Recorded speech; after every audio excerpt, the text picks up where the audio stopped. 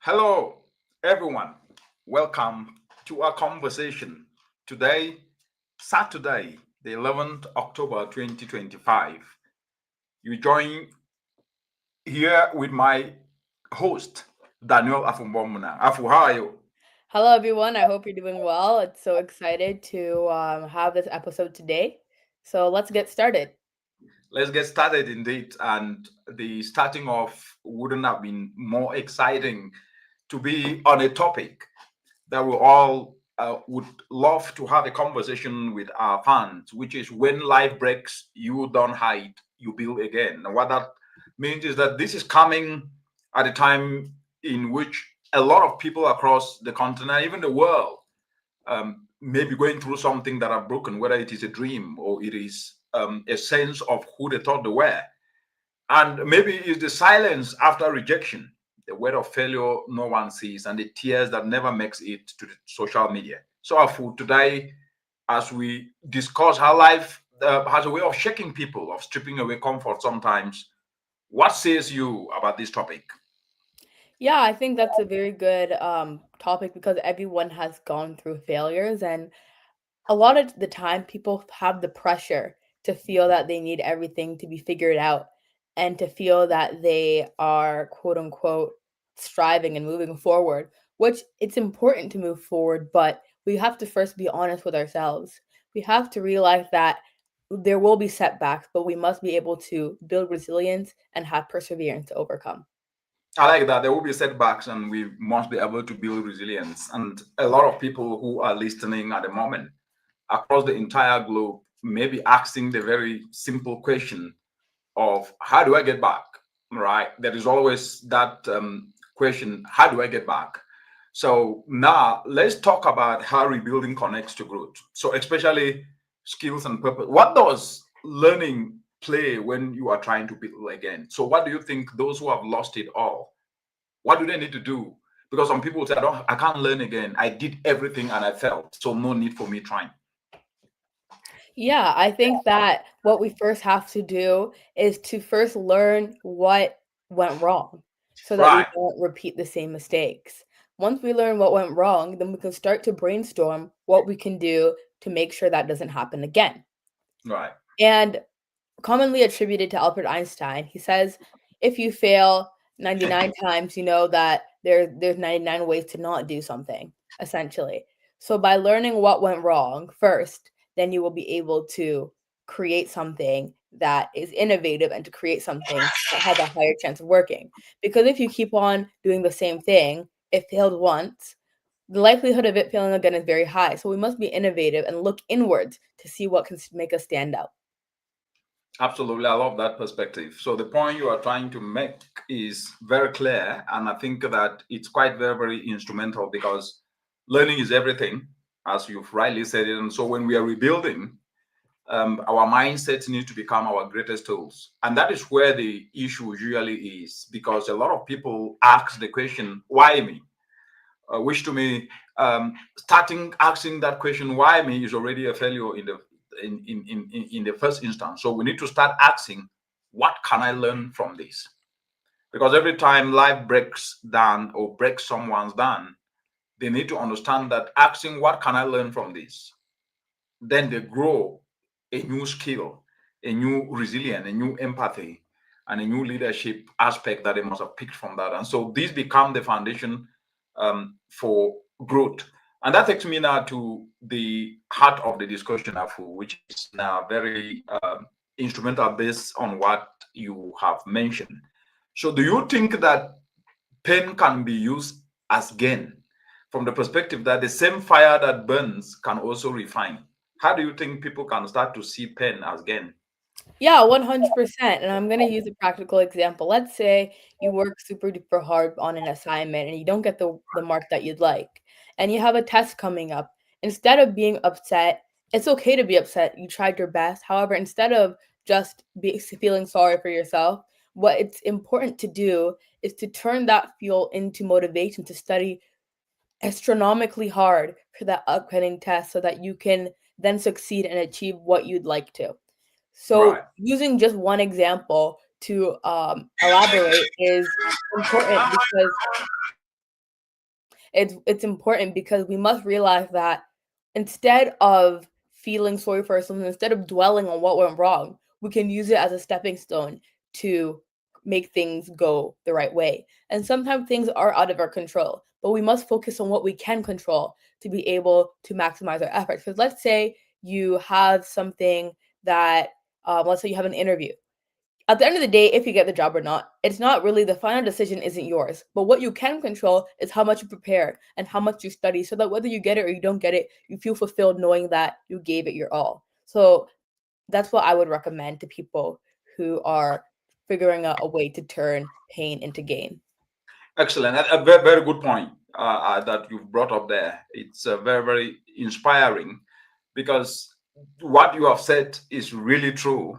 If people do not leverage the lessons they have learned in the process of failing, in the process of pain, then definitely they cannot be able to move forward in a very a positive way, because positive competition or positive attitude in any failure is actually the foundation for progressive transformation.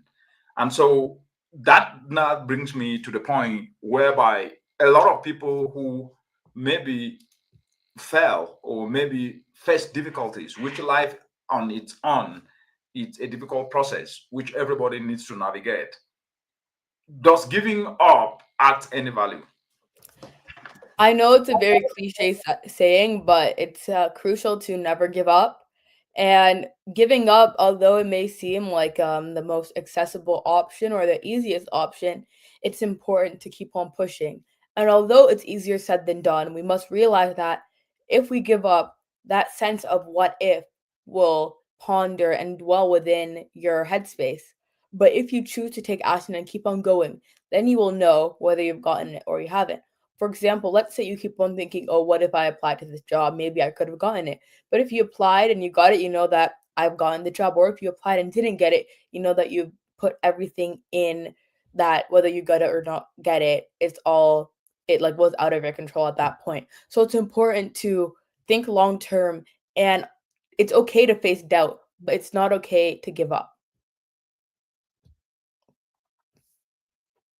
I like the point that you said. It's okay to face doubt, but it's not okay to give up.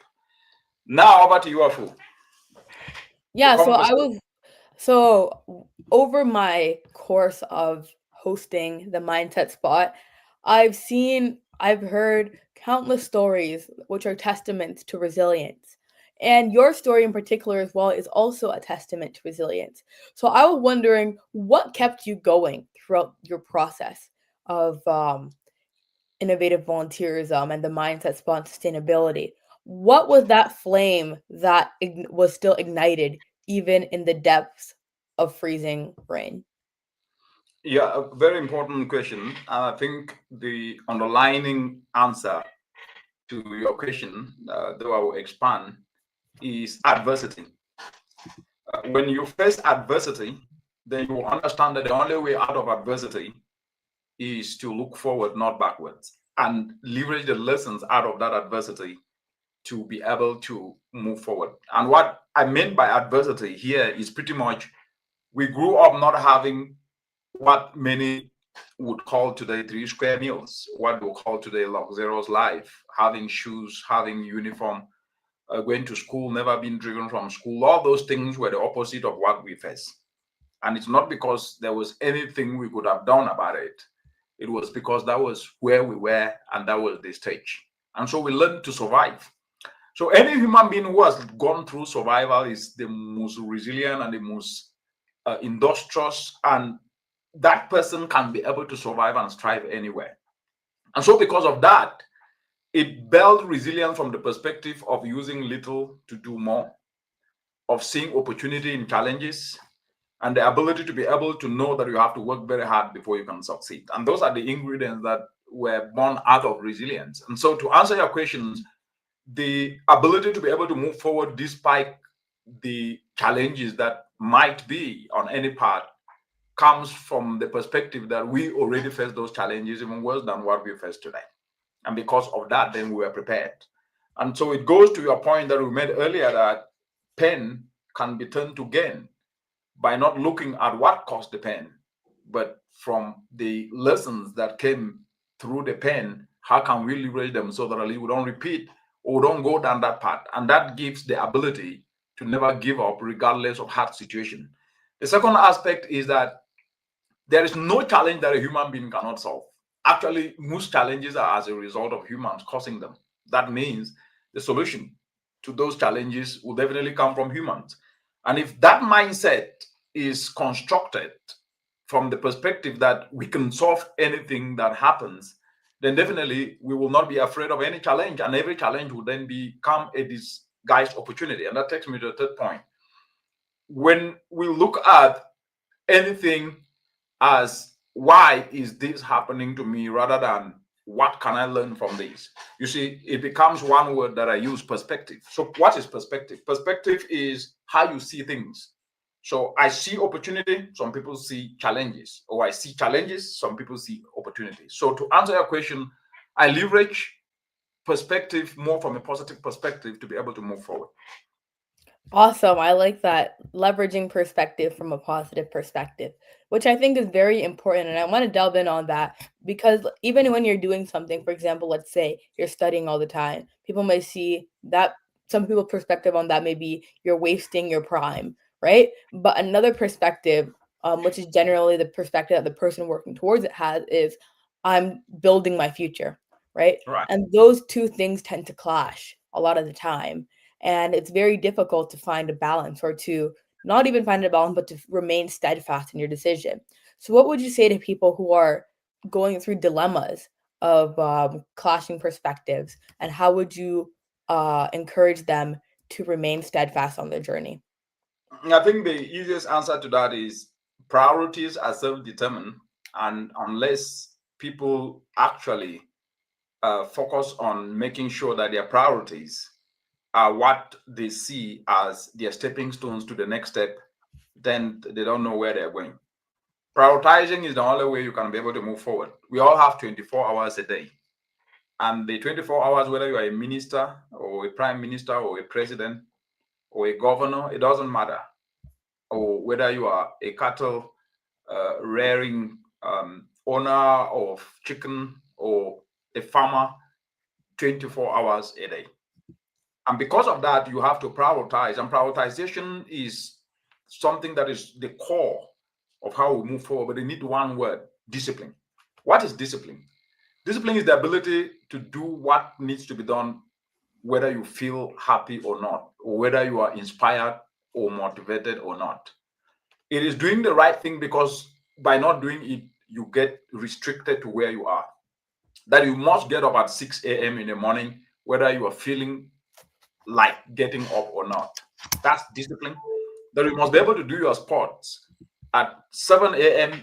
in the morning, whether you feel like getting up or not. That's discipline. It's doing that which nobody is watching you, but you do it anyway. And as a result of just being disciplined, of not eating much, of going to bed early, of waking up early, of reading, even when your friends are out there drinking and dancing, you say, I'm not going to go out. Discipline to say no when it is easier to say yes. The discipline to read even when it doesn't feel like doing that. The discipline to know that without doing this, I lose time. That takes me now to the second point. Time is actually the biggest currency that we underestimate. Without utilizing time to learn something that you don't know, you wouldn't be able to get the skill. And without getting the skill, you cannot attract value. That means you will not get money. So people always talk of money as currency. The biggest currency is time. And therefore, if we utilize time effectively, which needs discipline, then definitely we will be creating more opportunities, because time is currency. And the last aspect is to be able to be disciplined, it takes a lot of humility. The humility to be able to humble yourself and know that it's not been in every space that you can then be able to thrive, but it is been in your environment of your own self that you can be able to focus to get what you don't have, so that tomorrow, when you are present in any space, you can be able to move forward. Awesome, awesome, awesome. And I think the key aspect that you mentioned, which definitely will resonate with a lot of individuals, is discipline. Because Yeah. especially as you move on, let's say the transition from high school to university, or university to the working space, as you enter higher levels of academic and professional spaces, there is less patting on the back, and there is less, for example, did you do your homework, or yeah, did you submit the assignment on time? A lot of Right. it has to come intrinsically, and if you, whether you do it or don't do it, nobody's going to come for you. The results are just going to be whether you get that job, whether you get that good grade, whether you get that internship opportunity, which is something a lot of people fail to realize. And I was wondering, how would you tell people who are still stuck in that bubble that it's, I need to be reminded? How can we move from that, um, from the external pressures rather to not necessarily pressure, but the motivation coming from internal rather than external? The reality is that you cannot be able to become disciplined based on motivation or inspiration. It must be a self-cultivated attitude that you have to do it because your survival depends on it. And that doesn't need motivation, because motivation comes and go. But discipline is supposed to be a common denominator. Even if you notice, a lot of people get motivated and inspired as a result of the release of dopamine, which comes because of something exciting, and it comes and goes. So let's take, for example, somebody studies for his or her exam, and in the process of studying, he or she gets up at night. That person is not motivated and happy at that time because he or she would have been sleeping. But by studying, you get a mark that is highest. You become excited and so happy.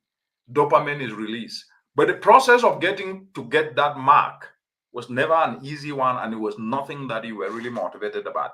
What does this tell you? Motivation is actually just an aspect, but it is not a common denominator for a human being to be able to move to the higher stage. Because if you want to get happy when you have money, then it means that your happiness will be fluctuating because you are not going to have money all the time. But you can then be able to have money by not being happy because you have to lock in to read and even study at times that you yourself don't like. So, what this means is that the pathway to progress is one in which we are supposed to become disciplined. And discipline in this case means we need to understand we will not always be happy and excited and motivated all the times, but we have to do what is needed to get us to where we need to go. And because of that, where we need to go should become our ultimate inspiring and motivating arena, so that we work so hard to get there and focus our excitement towards that common goal. But if excitement is that if I'm not happy today, I cannot do it, then definitely you lose it. And this is the common knowledge that a lot of people out there may not have, because we've been told for quite a very long time that we can be able to get it without necessarily putting in the effort. And effort is not how many hours you work, it's about focus to do that which you can become best in it. Today, a lot of people want to do everything. They want to be journalists, at the same time, they want to be teachers, at the same time, they want to be medical doctors, at the same time, they want to be lawyers. They say, he who chases two rabbits end up catching none. Over. Awesome. And I think that the analogy you gave of he who chases two rabbits catches none is very important, because no one's saying that you have to pick what you want to be right now. Nobody's saying that, right? But what is being discussed is that once you have a goal, it's important to stay to it. If you have a goal of making an impact, all of a sudden you shouldn't be trying to focus on making an impact and also the casualties that are on the side, right? Nobody is saying to have tunnel vision, but I think that what we're trying to display is that once we have a goal, we must try to encompass everything and weave everything from different aspects to be able to align with it. Let's say you want to make an impact. Start by making an impact at home. Start by making an impact in the classroom, in the community, all different things. You don't have to necessarily be locked into a career path or locked into a passion, but locked into the idea of making an impact and positively affecting those around you. I like that. So let me ask you this question now. A lot of people listen and they will say, is because you had uh, an easy background. And these are usually seen superficially and from the surface, not knowing what goes in terms of guidance. So, what would you tell somebody who is listening and saying, "Oh, your bread is already buttered. That's why you can speak as you can speak. That's why you can do as you do." Is that really realistic? What can you say to somebody who says that kind of thing? I think that when people say things like that, it's very important to realize that the frustration, I don't think it's necessarily personal. What I do think is just accumulation of different frustrations. And everybody, no matter your background, everybody faces adversity. Some people may not face adversity in the sense of not having 3 square meals a day or not having shoes to go to school, but adversity is still prevalent. And no matter where you are, there are times where you won't feel motivated. And it's important to realize that through guidance, through listening, through understanding, and through having that drive and that grit to persevere even when times are tough is something that no matter your background or no matter if you're bred with quote unquote buttered, it's things that you have to work towards.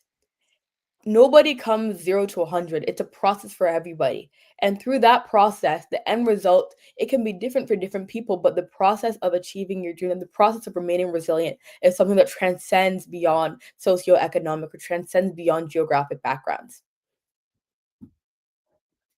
That's very, very important. And so now, what would you say, based on this discussion? Now, we have a lot of young people. Some of them are in high school, some of them are getting to university, but they're young and they're seeing the world moving so fast, and they feel that artificialness of the world, that at least that's how it's supposed to be. So they chased it, and the chasing is never ending.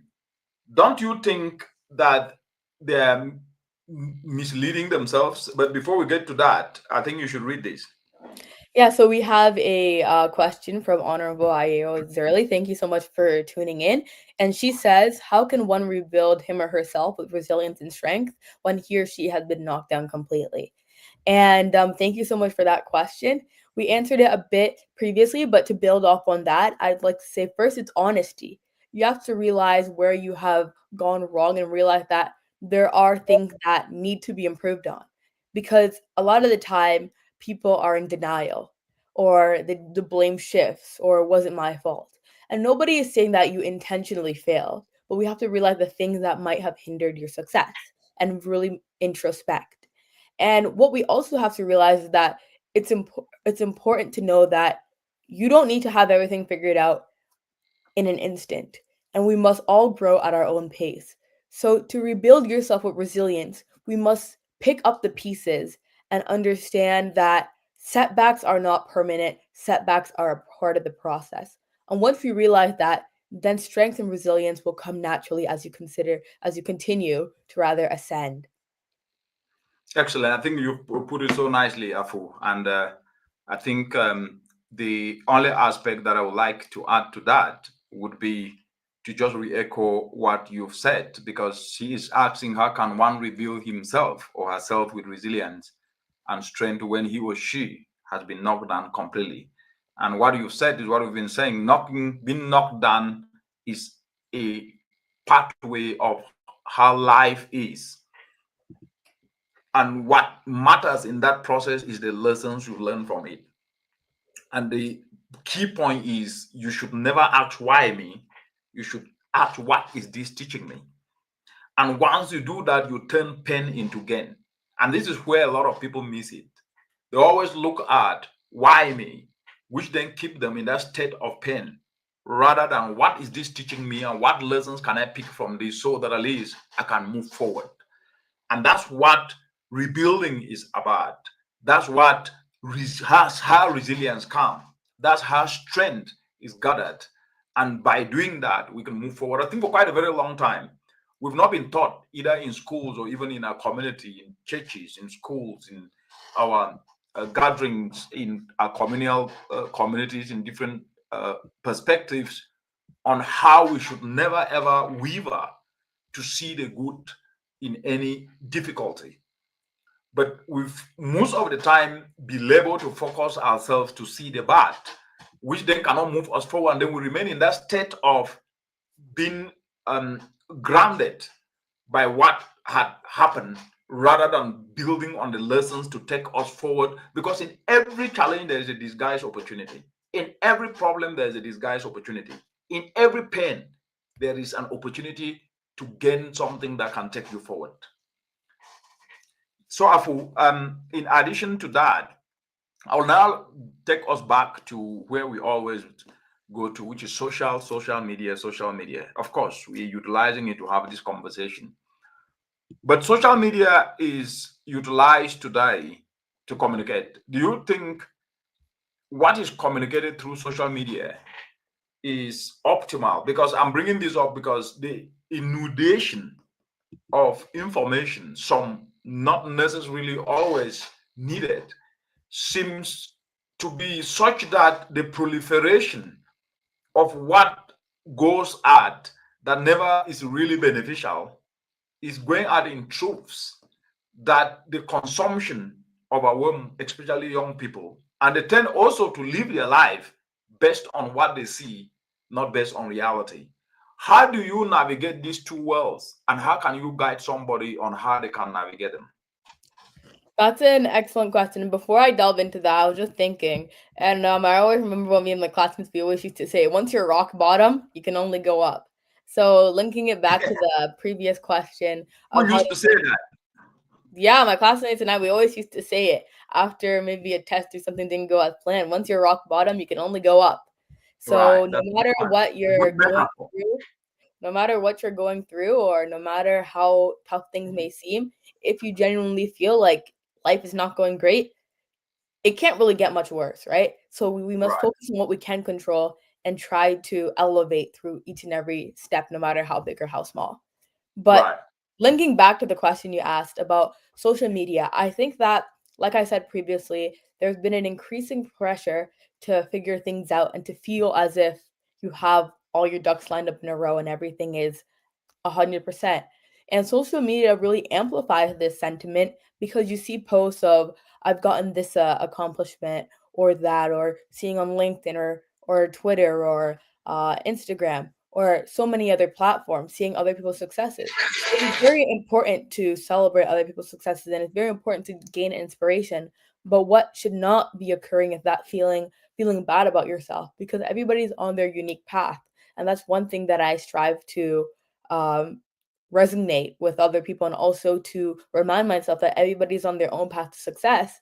And the whole point of these platforms, which is what I always say, is to highlight your best moments, which is 100% correct. But we must also realize that people aren't going to be posting most of the time the process, mainly the outcomes. And we must understand that through this, we must focus on developing our own process and understanding that it's unique to us and we should be happy with the growth that we're able to accomplish through it. Yeah, perfect. That's very, very excellent. I think this is a very timely conversation. But the point is, social media, as it is, have what is called algorithms, and those algorithms strive sometimes to drive what people are showing interest on. And if you look at what a lot of people show interest on, is not necessarily what is realistic that can be able to move a needle. So the question then becomes, do you think people are being misled sometimes to follow things just because they're trending without necessarily holding back to ask the question, do I need this? 100%. I think that a lot of the time, I'm not going to necessarily say it's the person, but a lot of the time, the eagerness to succeed can sometimes come at a detriment by just mindlessly Right. following things. And it's very important to do your own diligence and do and understand what aligns best with your path to success, because what may work for someone else, everybody has a different skill set. So what may work for person A may not be most fitted to person B. So finding what works for you and being able to discern what is great, because not every opportunity you have to take. It's important to seize the opportunities that best align with you, but it's not everything that you have to do. So by staying in your own Right. lane and focusing on your own future and focusing on how to impact your community and make tangible change is something that is especially important. Because if you're in your own lane, there's no traffic. I love that. If you are on your own lane, there is no traffic. And if you stop on your own lane to watch people on their different lane, you may end up actually not only delaying yourself, but slow down your own progress of where you were going to go. And that takes me now to the point which I think a lot of people need to understand, the presentation of um, fantasy versus reality. And that seems to drive a knot on so many people, especially the young people, where they see what sometimes is projected, but it is not really what needs to be done. And because of that, then they tend to take what is projected to mean its reality. How do we handle that? That's a very important question because especially with the rise of social media and the more things that are shared, the more likeliness for misinformation. And it's very important for us to, like I said previously, to discern and to understand that everybody's on their unique path to success. And by young people understanding that and by really embodying that and staying within their own pace, we must be able to then inspire other people because no matter what you're doing, there's probably someone who's looking up to you, but you just don't know it. So we must stay in our own lane and focus on doing what is correct rather than what is trending. What is correct rather than what is trending? Very, very important aspect. And I can see Ocheng, who is joining from Kenya. Ndugu, mambo, habari yako, karibu. Ask a question to the conversation or add perspective so that at least we can keep going. So, Afu, what says you on the aspect of without effort, there can be achievement, right? That life is supposed to be easy, but yet the effort doesn't match what is expected. Is that a fallacy? 100%. I think that it's important to realize that you can't start a car without gas. Well, I mean, you can now because we have I love electric. that. The point I love still that. stands. You can't start a car without an energy source. It's Correct. very important to realize that in order for you to achieve what you're yearning for, there must be some effort put into it. Right. Because although you may not put effort at one stage of your life, the world is the competition is growing every single day. So you must be able to keep up. And the only way to keep up is by matching the effort with your intended output. So we must move away from the sense of, oh, I don't need to try, and move towards the attitude of, I must put effort because even though I'm naturally good at the thing, somebody who's not as good, if they put enough effort, could beat me. And it's not about beating other people, it's just about maximizing your full potential. And the only way to maximize your full potential is to combine your natural gifts with dedicated effort. Yeah, I think there is a comment from Honorable Zella. You read it and then take the first step, and then I come in. She says, in the society we live in today, many young people and elders are saying it's good to chase many paths than one path. Please provide clarity to the saying. So I think that is very important to understand the nuance of this. Obviously, it's important to have a plan B, like not be like super duper tunnel vision. But what we have to realize is that it's not one path as in one career path or many paths. That we're not necessarily talking about career. We're talking about the passion and the impact and what makes you you, chasing the brand. Because if you're chasing one brand, that's important. One brand of being known for your sustainability, being known for your kindness, being known for your resilience. And that can be shown through many different paths, whether it's your professional path, your athletic path, your path with your friendships and your relationships.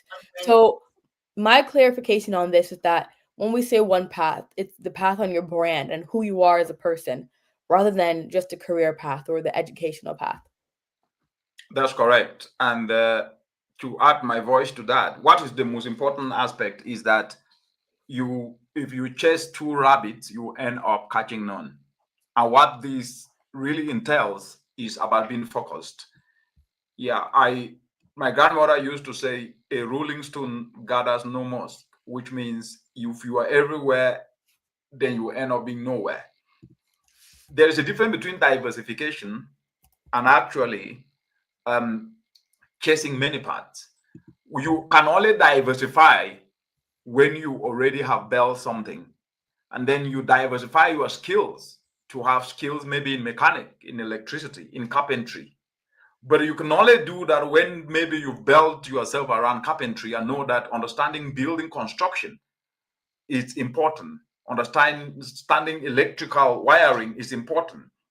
But in all of these, you must always showcase what is your expertise. So being everywhere doesn't guarantee being an expert. like they will end up saying, like they used to say as we were growing up, jack of all trades and master of none. And so it is not in chasing that makes you an expert, but it is in focus that then you become an expert in a particular thing. But on top of that, you can then add some value in understanding other areas. That is how it works. So the clarification is quite very simple. It is not moving around, because they usually say that a dancer must know the kind of music he or she dances. If a dancer can dance, try to dance everything, but is not perfect in all of those, then the person who is perfect in dancing just one will win the prize. Powerful. Yeah, awesome. And I think that's very important to realize that the brand that you'd like to create, it should be able to transcend across the diverse interests you're pursuing. Like, let's say you want to be known as a resilient person. Your resiliency, whether I know you from playing soccer with you or I know you as a colleague, I should be able to say, wow, I know this person as a resilient, diligent, hard worker. And that should be able to be seen in all aspects. So that's what we mean by chasing one path.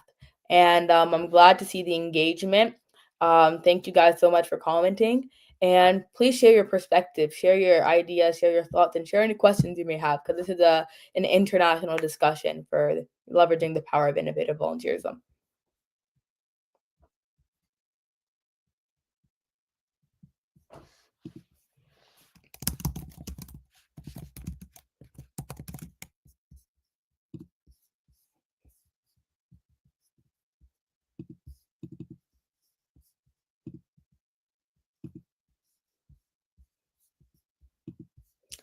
Another thing that's very important is the ability to have discernment, to understand what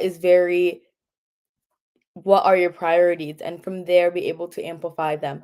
Because let's say you have, for example, a bunch of passions. Your priority should be able to make an impact and to leverage those skills, and also mentor other people, because mentorship is a key factor, which is what I'd like to transcend this into.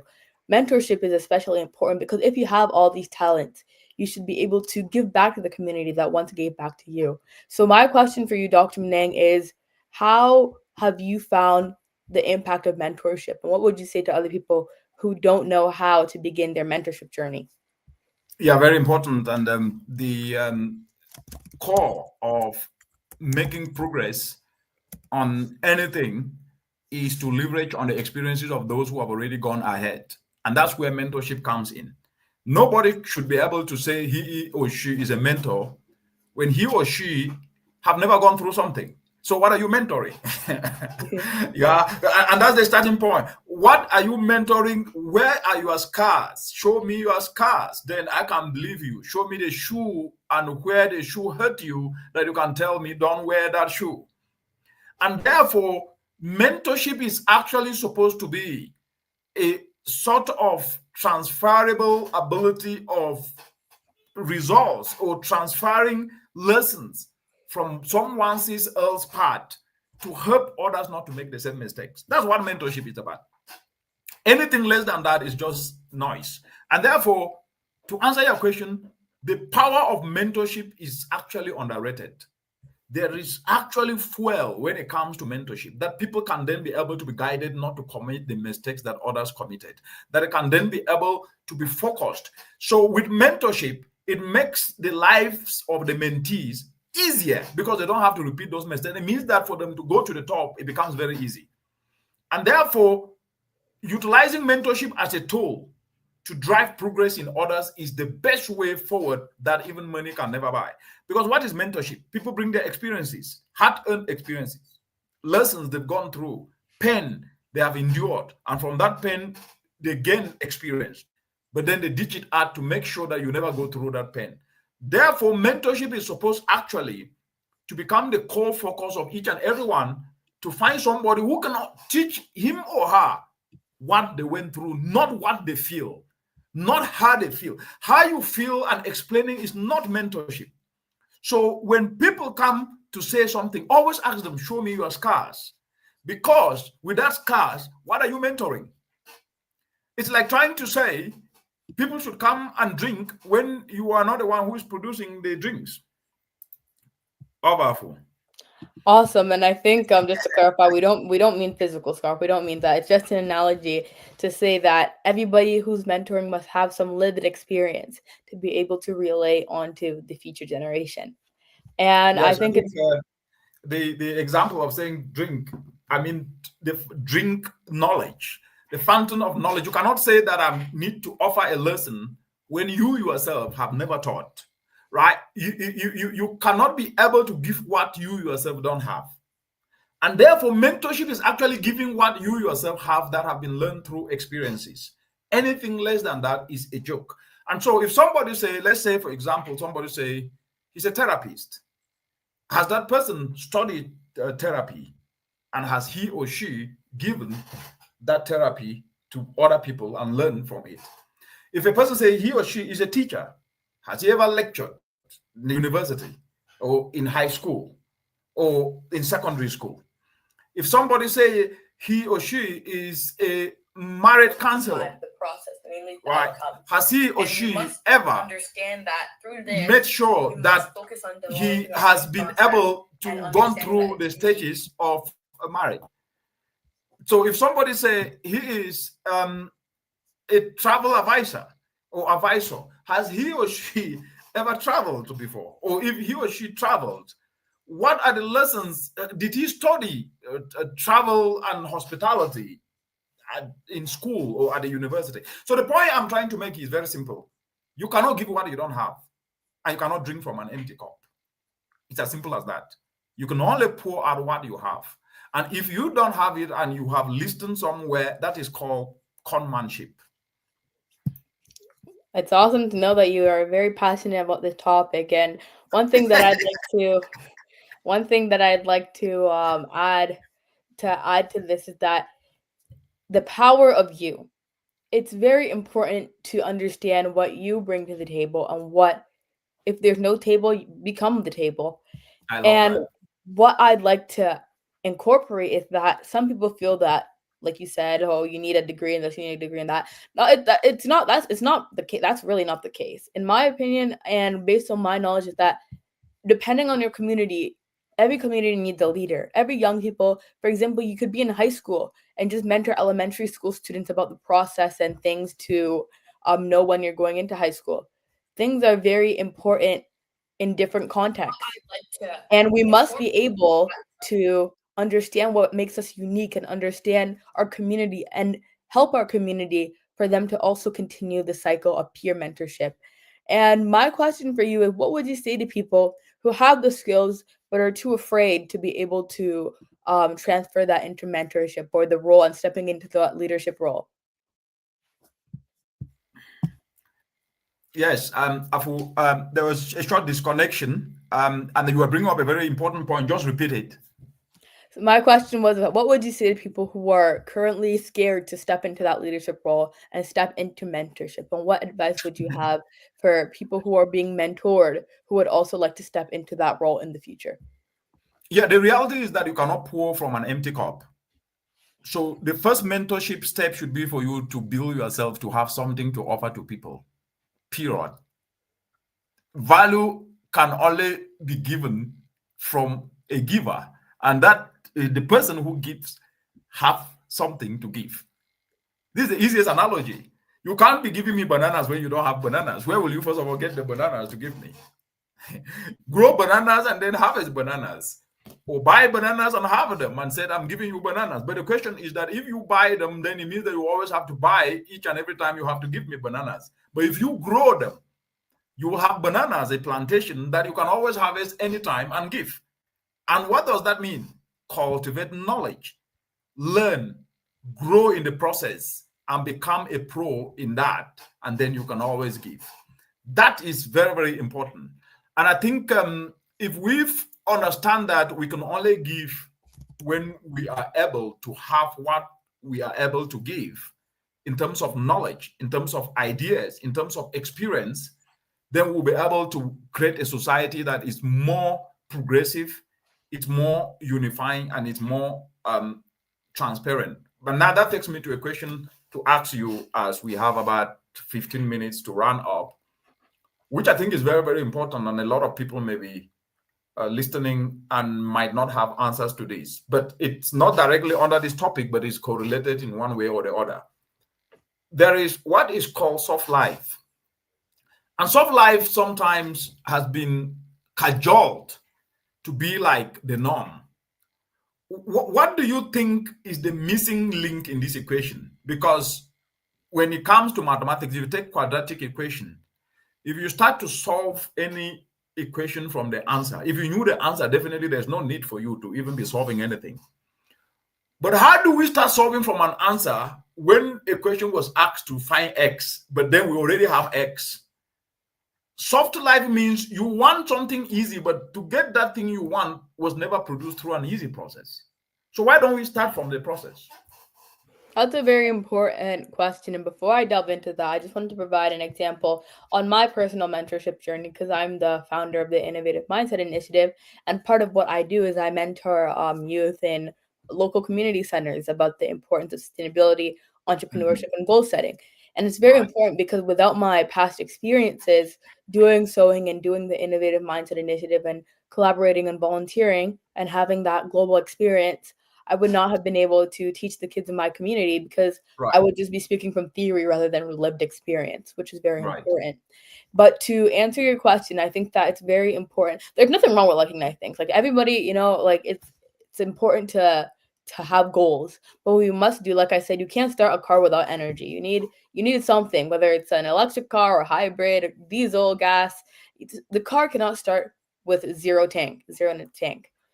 No, same thing, you can't get to a destination, which I guess your destination would be the quote unquote soft life, without having that energy.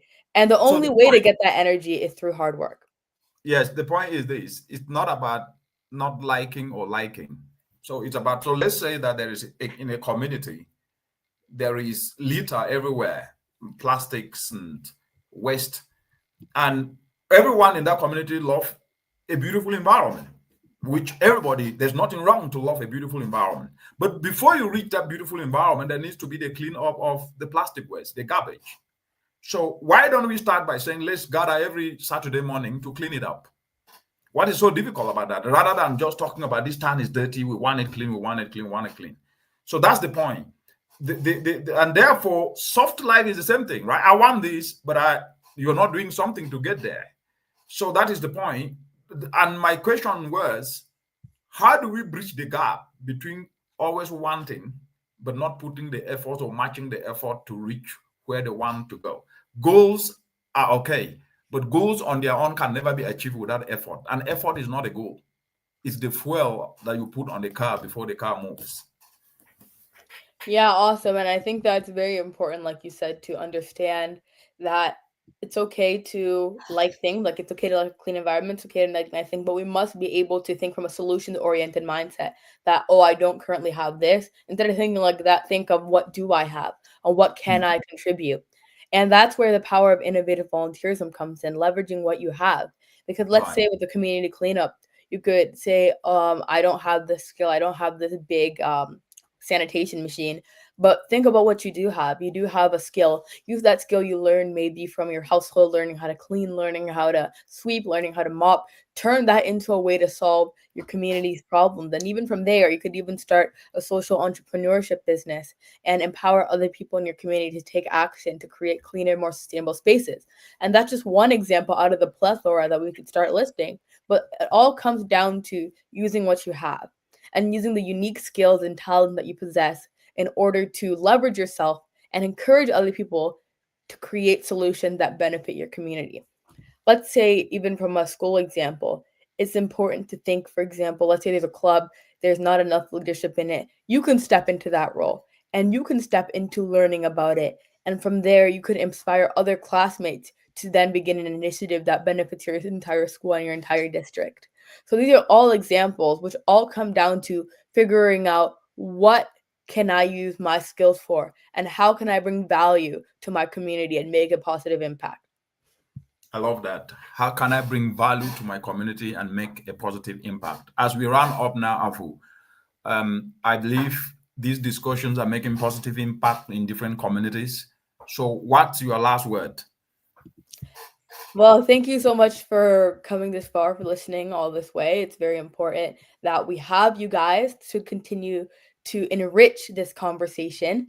And to everyone who's watching and to all the listeners, start with you. I always say that, but it's the power of you. When things get hard, which they inevitably will, be honest, understand what went wrong, and use your unique skills to focus on what you can do to make it go as you'd like the next time. And you may feel that pressure that everybody else is succeeding but me, but it's important to realize that when you remain in your own lane, there is no traffic. And once you figure out what makes you unique and figure out how to brand yourself, that no matter which facet you're looking at, whether it's academic, professionally, athletically, that people know you for who you are and for your impact in your community. Thank you very For much. your impact in your community. What a beautiful way to put this up. And as we close and building on your words, Afu, for all of you who are listening and have tuned in, remember this: being broken is not a sign of weakness. As you've all heard today, it's a sign that you have been through something real and been through something. When you go through something, you get experience. And from that, you learn and grow. And that's gain. So every pain produces a gain. And that gain means every scar, every failure, everything you've gone through is evidence that you tried. It's evident that you learned. It's evident that you showed up in a world that sometimes forgets to be gentle. And from there, you learn. And when you learn and have experience, it becomes very, very important, because every time you rise after being broken, you are teaching someone else that they can rise to.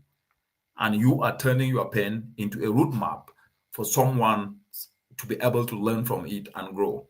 And I think from what you've listened today, resilience isn't about what you lost. It's about what you decide to create next. It's about the lessons you learn. And always remember, broken doesn't mean finished. It means you are still becoming. Let me repeat that. Broken doesn't mean you are finished. It means you are becoming. It means you gain lessons. And thank you all for listening and for sharing this moment of truth with us. And please share so that others can learn from what we've conversed here today. And if this episode touched you, share it, because your story might be the light someone else needs to hear today. Until next time, keep believing, keep building, and keep being you. Thank you guys for listening, everyone. Have a good day.